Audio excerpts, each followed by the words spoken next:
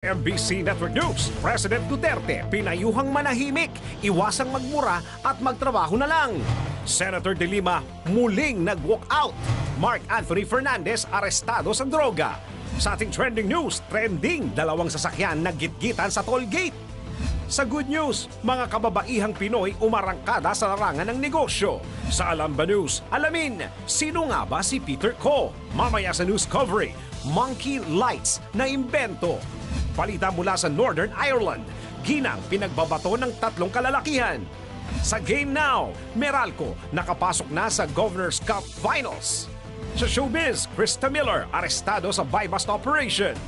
Sunshine Cruz nag-react sa pagkakaaresto kay Krista Miller dahil sa droga.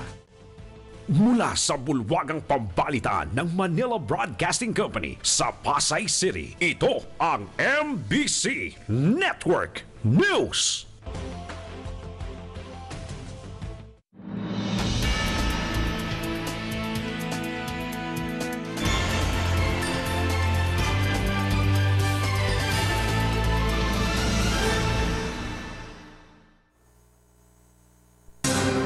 Magandang araw Luzon, Visayas at Mindanao at sa buong mundo. Samahan po ninyo ako ng kalahating oras ng balitaan at narito ang detalye ng mga balita.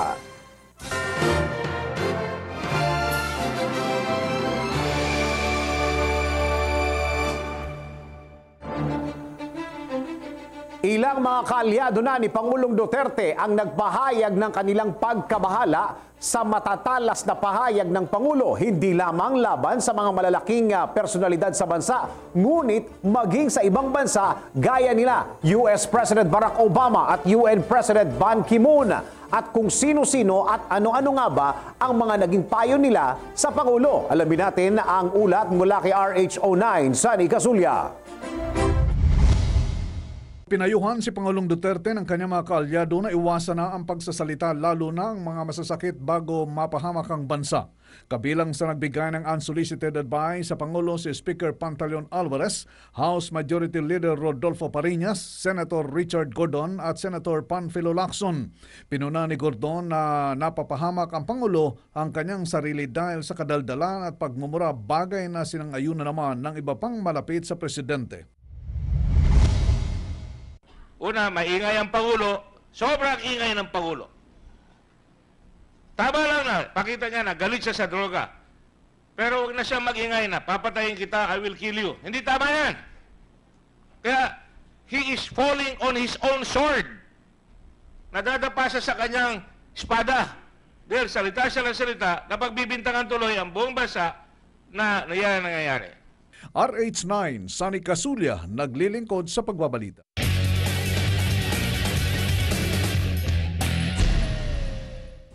Tungkol pa rin ito sa hearing. Samantala, for the second time around, nag-walkout na naman po si Senator Laila De Lima habang dinidinig ang kaso ng extrajudicial killing sa Senado. Kung bakit nag-walkout si Senator De Lima at kung sino-sino nga ba ang kanyang nakasagutan. Alamin natin yan sa report ni RH48, Sheila Edubas.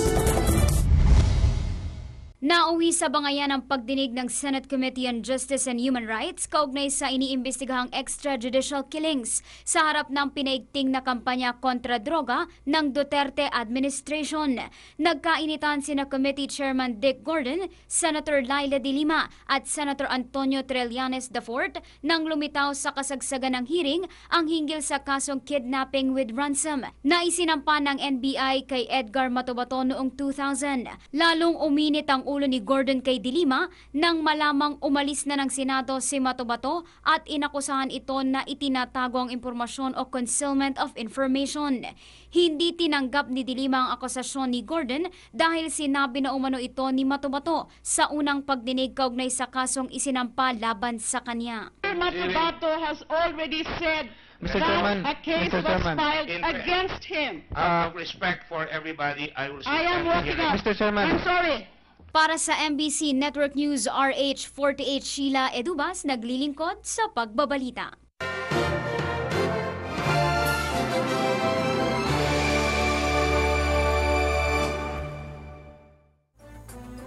Samantala, kawalan ng improvement sa traffic, pinunan ni Speaker Alvarez sa first 100 days ng Duterte administration. Magbabalita si RH14, Let Narciso Abinales. Bagamat kontento sa mga nagawa ng Administrasyong Duterte sa unang 100 araw, dismayado si Speaker Pantaleon Alvarez sa kawalan ng improvement sa traffic. Pinunain ang rail system dahil hanggang ngayon ay tumitirik pa rin ang MRT. Gayunman, batid ni Alvarez na ang tungkulin sa pag-aayos ng traffic ay hindi lang responsibilidad ng national government kundi maging ng mga lokal na pamahalaan. Pero sa kabuuan, malakian niyang nagawa ng administrasyon sa first 100 days at sa katunayan ay katumbas na ito ng pang-isang buong taon. Partikular na nagawa daw nitong pababain agad ng 50% ang kriminalidad na malaking bagay para sa bansa. Yan ang DZRH News, Let Narciso Abinales, RH14, naglilingkod sa pagbabalita.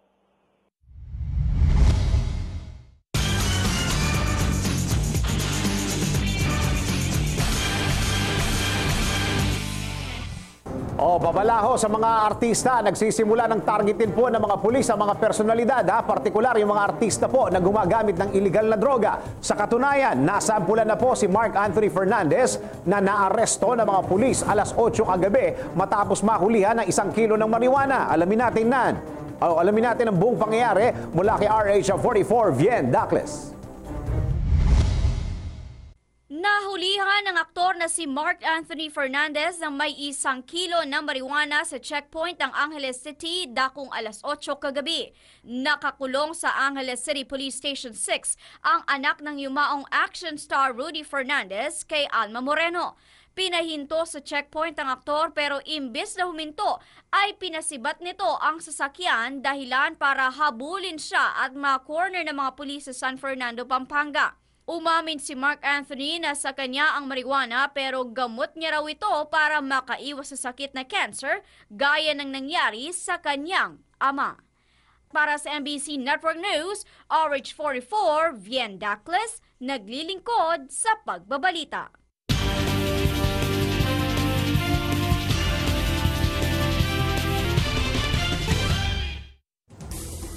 Samantala, isa pa ring report para natili ng 4 na preso mula sa Bilibid sa PNP Custodial Center. Hindi pa alam kung gaano ito katagal. Magbabalita si RH28 Raymond Del Paz. Hindi pa matiyak ng pamuno ng Philippine National Police kung gaano katagal mananatili sa PNP Custodial Center ang 4 na bilanggo mula sa National Bilibid Prisons na inilipat doon. Ayon kay Police Director General Ronald Bato de la Rosa, depende ito sa bilis ng investigasyon na ginagawa ng PNP-CIDG sa riot sa Bilibid. Paniwala ni de la Rosa, paraan na rin ito upang lumamig ang alitan ng mga preso nakakulong sa Building 14 ng National Bilibid Prisons. Sina Clarence Dunggail, Thomas Donina, Edgar Cinco at Ruben Chiu ay nilipat sa PNP Custodial Center noong araw ng Linggo. Sila ang itinuturo ng grupo ni J.V. Sebastian na nanaksak sa kanila sa Bilibid na nagresulta sa pagkamatay ng drug convict na si Tonico. Yan ang DZRH News. Raymond Del Paz, RH28, naglilingkod sa pagbabalita. Samantala, lumabas sa pag-aaral na isinagawa ng social weather stations na karamihan daw sa mga Pinoy ay takot sa mga adik sa kanilang lugar. Isa ba kayo sa mga Pinoy na ito? Alamin natin yan sa report ni RH09, Sunny Casulia. Pinatunayan sa isang survey ang matinding takot ng mga Pinoy sa mga kapitbahay o kalugar nilang adik. Ayon sa social weather stations, 62% ng mga pamilyang Pilipino ay nagpahayag ng takot o pag-alala sa maaaring gawin ng mga kapitbahay o kalugar nilang lulong sa droga. Ginawa ang survey noong June 24 hanggang 27 o ilang araw mula nang manumpa sa pwesto si Pangulong Rodrigo Duterte. RH9, Sunny Casulia, naglilingkod sa pagbabalita.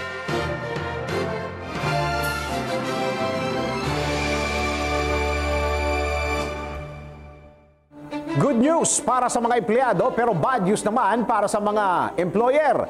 Tukoy na daw ng Department of Labor kung ano-ano ang mga kumpanya na lumalabag sa kampanya kontra end of contract o ENDO. In fact, nagbigay na lang ng umano ng 15 araw ang DOLE para tapusin ang ENDO.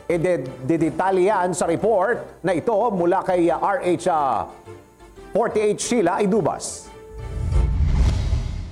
Tukoy na ng Department of Labor ang mga kumpanyang lumalabag sa kampanya laban sa ENDO o End of Contract.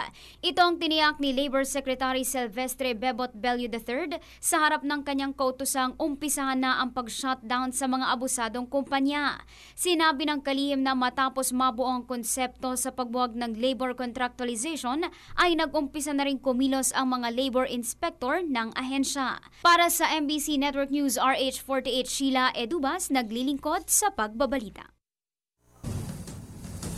Samantala, 70,000 sundalo makakatanggap ng 3,000 combat pay increase. Magbabalita si Tuan Florante Rosales. Umaabot sa 70,000 sundalo ang makatatanggap ng dagdag na 3,000 piso sa kanilang combat incentive pay. Ginawa ni AFP spokesperson Brigadier General Restituto Padilla ang pahayag matapos magpalabas si Pangulong Rodrigo Duterte ng Executive Order No. 3 na nagtaas ng combat duty pay sa mga sundalo at mga pulis na nagsisilbi sa mga mapanganib na lugar. Ang kay General Padilla, 70% ng hukbo ay nakatalaga sa combat areas, kabilang na ang mga nakadestino sa Mindanao kung saan may umiran na ceasefire sa grupo ng Moro Islamic Liberation Front at ang mga sundalo naman na nakatutok sa anti-illegal drugs campaign. Dahil dito sinabi ni Padilla na tatanggap ang mga sundalo ng 6,000 piso kada buwan sa kanilang combat duty pay. Tinaya ni General Padilla na mula 4 na bilyon hanggang 5 bilyong piso ang ilanang pondo ng pamahalaan para sa nasabing increase. Ikinatuwa naman ng AFP ang pagtaas ng combat duty pay dahil mas tumaas pa raw ang moral ng mga sundalo. Tatanggapin lang anya ang combat incentive pay kung nagkaroon ng aktual na sagupaan sa mga kalaban ng Estado. Yan ang DCRH News. Samantha Rosales ng RH21 naglilingkod sa pagbabalita.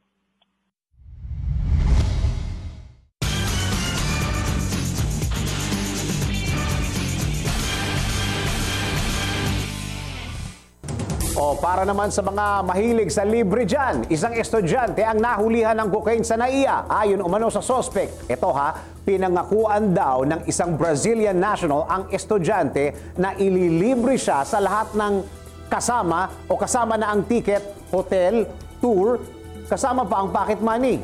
Ayan, sa mga mahilig doon sa libre. Alamin natin ang kabuuan ng balitang ito mula kay RH44, Vien Dacles.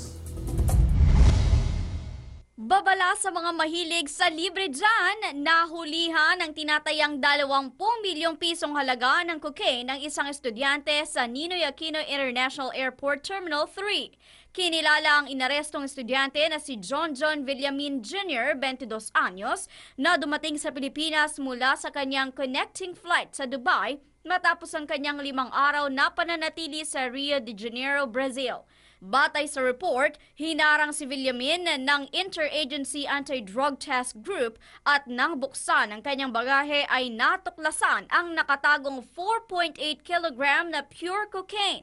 Lumabas sa investigasyon mula sa testimonya ni Villamin na pinapunta umano siya ng kanyang isang Brazilian na kaibigan patungo sa Brazil kung saan libre ang lahat ng kanyang gastos kasama ang ticket, hotel, tour at pocket money. Hinala ng mga otoridad posibleng nirecruit si Villamin bilang drug courier sa Hong Kong kapalit ng libreng bagahe. Para sa MBC Network News, RH44, Vien Dacles, naglilingkod sa pagbabalita.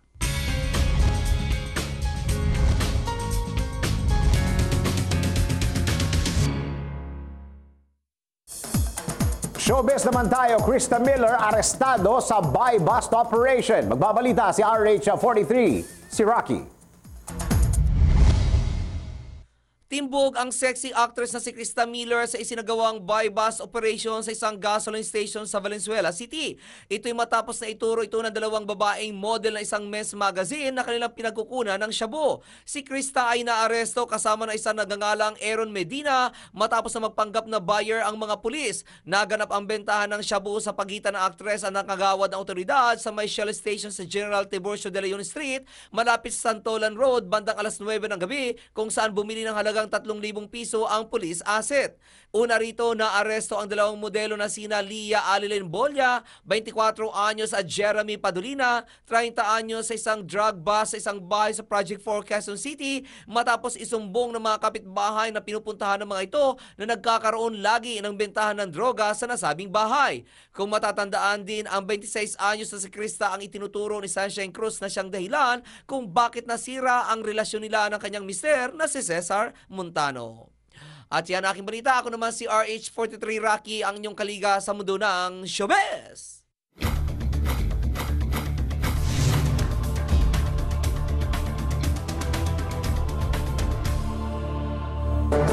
Samantala sa ating trending news, dalawang kotse naggitgitan sa toll gate. Kung sino ang may kasalanan sa bungguan na yan, alamin natin mula kay RH09 Sunny Casulia. Trending ngayon sa social media ang video ng dalawang sasakyan na naggitgitan sa tollgate. Makikita sa video footage na in-upload ng isang Kevin Bruce Francisco na hindi nagpapatalo ang driver ng Honda sa kasabay na owner. Walang nagbigayan sa dalawa hanggang sa hindi na magkasya ang mga kotse kahit kitang-kita naman na nauna ang owner sa Honda. Sa sobrang pikon ng driver ng Honda ay lumabas pa ito ng sasakyan at sinugod ang driver ng owner kung saan naman ito ay sinita ng nakabantay na pulis. RH9 Sunny Casulia naglilingkod sa pagbabalita.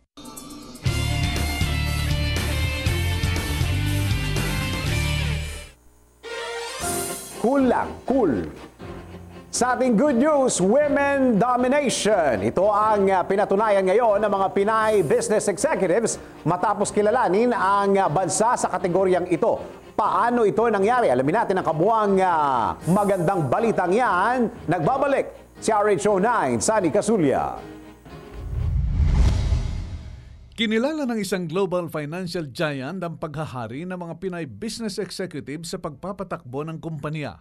Ayon sa Credit Suisse Gender 3000 report, ikalawa ang Pilipinas sumusunod sa bansang Norway sa listahan ng mga bansa na may pinakamaraming populasyon ng female business executives. Lumalabas sa pag-aaral na mula 24.6% noong 2014, nadagdagan pa sa 25% ngayong taon ang mga babaeng senior manager sa bansa. Ang pagkilala ng naturang global financial giant ay kinumpirma mismo ng International Labor Organization.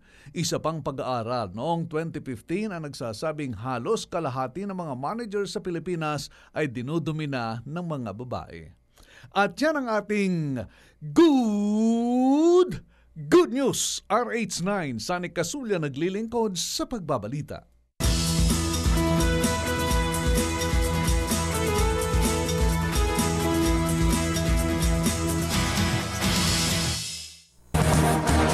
Sa ating Alam the News, nitong mga nakaraang araw lang, nagkaroon ng riot sa New Bilibid prisons. At isa sa mga nabiktima nito ay ang high-profile inmate na si Peter Ko. Pero sino nga ba si Peter Ko? At gaano nga ba siya kalapit sa kontrobersyal na inmate na si JB Sebastian? Alamin natin yan mula kay RH49, Rita Salonga.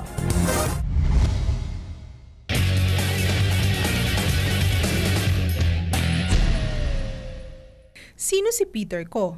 Kasama sina JB Sebastian, Tony Ko at Vicente C. ay nasangkot sa di umano'y riot sa New Bilibid Prison noong nakaraang Miyerkules.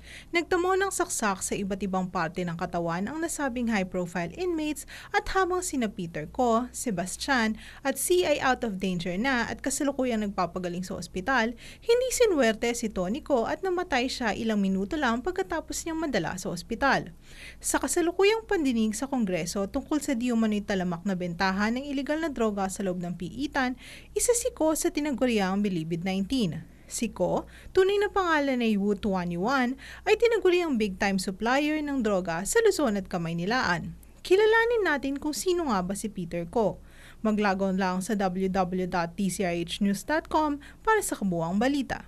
Para sa Alam Pa News, RH49 Rita Salonga, naglilingkod sa pagbabalita.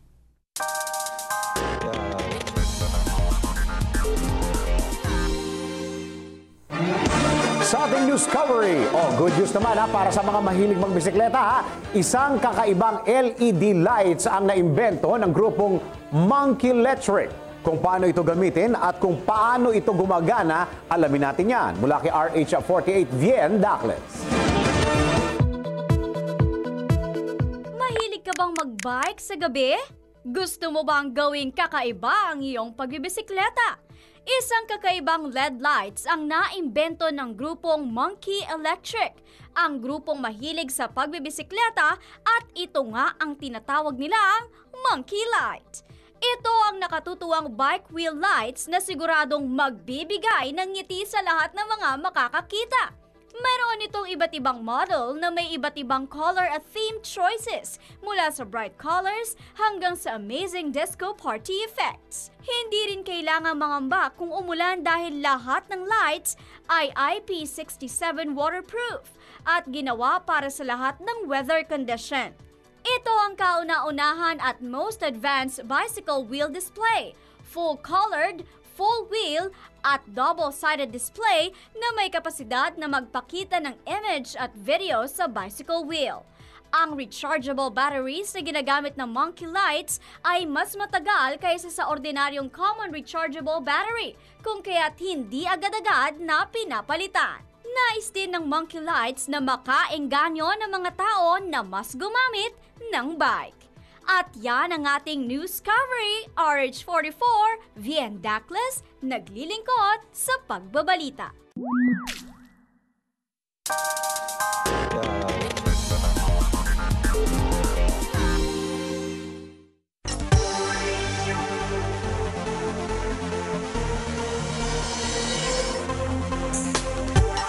Balita mula sa Northern Ireland, ginang pinagbabato ng 3 kalalakihan.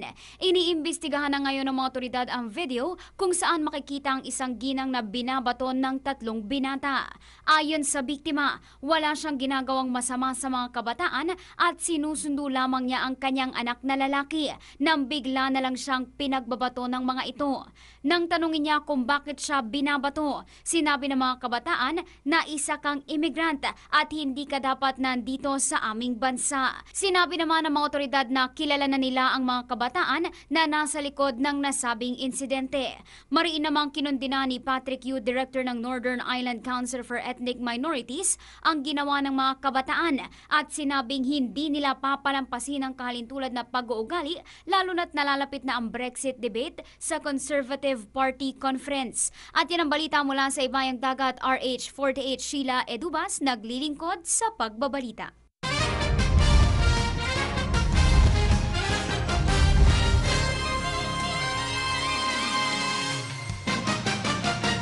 Sa unang pagkakataon sa kasaysayan ng buong franchise ng Meralco Bolts, nakapasok sila sa finals ng PBA Governors Cup matapos ang isang career performance mula kay Cliff Hodge. Nakakuha ng career high 32 points si Cliff Hodge ng Meralco Bolts para tapusin ang serya laban sa TNT Katropa sa Game 4 pa lang. Kasama sa 32 points si Hodge ang isang dagger 3-pointer na nagsilbing pamatay sunog sa posibleng comeback ng TNT sa loob ng 1 minuto. Wala ring nagawa si Asia's best point guard Jason Castro kundi panoorin ang laban sa loob ng locker room dahil sa ikalawang flagrant foul na tinawag sa kanya na may 3 minuto na lang ang nalalabi sa laro. Sinubukan pang salbahin ng Katropa ang kanilang season sa pamamagitan ng mga 3-pointers mula kay Rani Del De Ocampo at Troy Rosario, pero kinulang sila ng opensa at natapos ang laro sa score na 94-88. Inaantay na lang kung sino ang makakatapat nila sa finals sa pagitan ng San Miguel Beermen at Ginebra Gin Kings. At yan ang ating balitang pampalakasan para sa Game Now. Ako si Toby Pavon.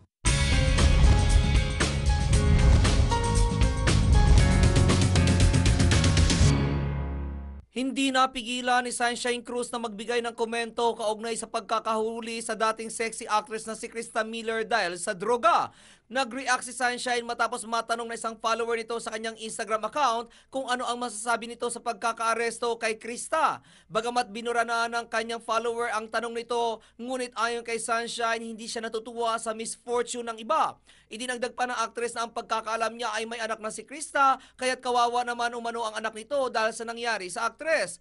Anya mag 4 years na rin siyang hiwalay at nasa maayos na kalagayan na umano siya. Dahil sa sagot ni Sunshine kung kaya tumanggap ito ng mga papuri mula sa kanyang mga follower. Kung matatandaan, si Krista ang itinuturong dahilan kung bakit naghiwalay sina Sunshine at Cesar Montano. At yan aking balita, ako naman si RH43 Rocky, ang inyong kaliga sa mundo ng showbiz.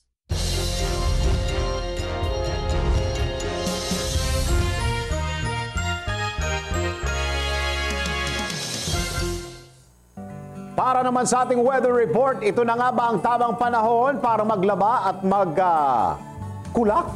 Uulanin na naman ang ating maghapon. Alamin natin ang pinakabagong weather update mula kay RH44, Vien Dacles. Thank you, Dennis. Lumabas na ng Philippine Area of Responsibility o PAR ang Typhoon Igme o may international name na Chapa at ngayon ay kumikilos patungong Japan. Huli itong namataan sa layong 725 kilometro hilagang silangan ng Basco, Batanes. Hindi direktang nakaapekto sa bansa ang bagyong Igme, ngunit asahan ang mga pagulan at thunderstorms sa Bicol, Eastern Visayas, Socsalgen, Caraga at Davao, epekto ng Intertropical Convergence Zone. Asahan din ang isolated rain showers at thunderstorms sa malaking bahagi ng bansa, kabilang ang Metro Manila ngayong araw ng Martes. Samantala, nagpakita ang araw kanina nga 5:46 ng umaga at lulubog naman mamayang 5:43 ng hapon. At para naman sa ating 5-day weather forecast, narito po ang ating nakalap mula sa MBC Network News Weather Center.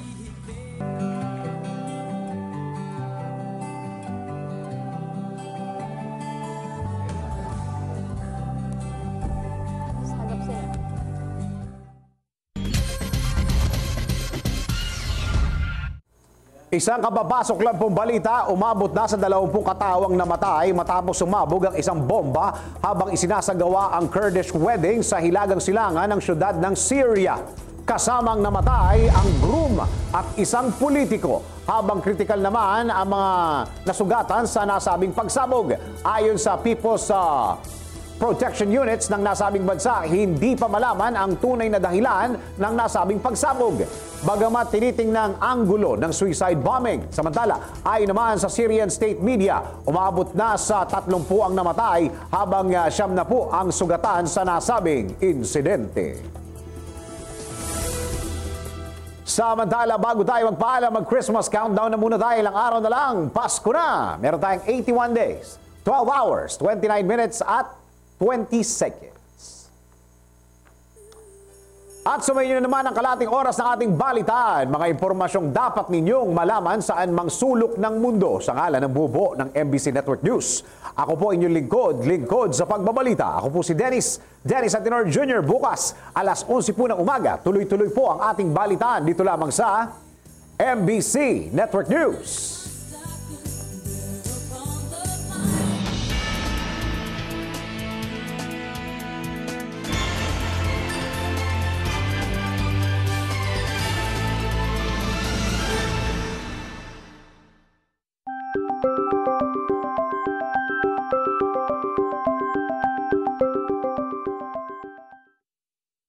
Bonding with the family, pag may time, try